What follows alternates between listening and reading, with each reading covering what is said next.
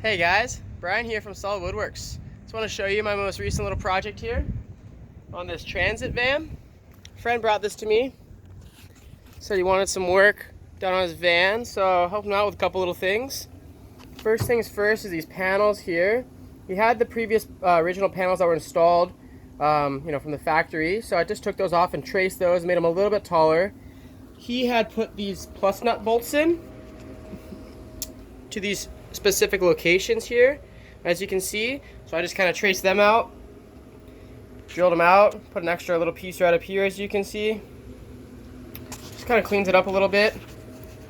These little things here, if you're wondering what these little washer things are, he has a RB Components bench that goes here, and then on the other side he's got the RB Components couch bed right here, so that's where those are quick snap-on things.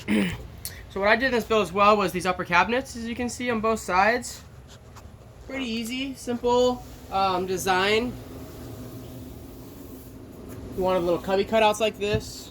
He wanted some cedar in the back to kind of match the ceiling, which I think looks pretty cool. Almost kind of gives it a little kind of seamless look. I also put the ceiling in as well. As you can see, a full cedar ceiling. Kind of curved it with the roof a bit. And around here you wanted a couple little trims put on right there and right here just to fill these things out. On all, a pretty simple build, took a couple days, but he's be pretty happy with it. Little spice rack right here as well, kind of goes with the curve of the roof as well. Also mounted this sink and faucet for him, just kind of cut it out nice and clean. He has plans to have a sliding fridge there and some water jugs for the sink and a couple other little storage things, but pretty simple build. Just thought I'd show it to you just to see a couple different little ideas for your own van, or if you need to get some work done, please email me at solidwoodworks.com, or sorry, solidwoodworks@gmail.com.